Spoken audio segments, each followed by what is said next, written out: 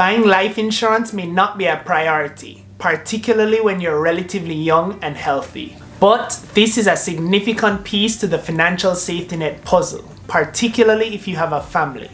Life insurance can significantly help to protect your family financially in case you pass away. Proceeds from a life insurance policy can be used to pay off debt, put aside funds for your children's college expenses, pay for funeral and burial costs, or simply pay monthly bills. Death is a hard thing to even think about.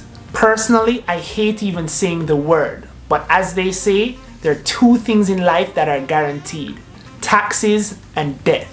So it's important that we put in place the necessary contingencies.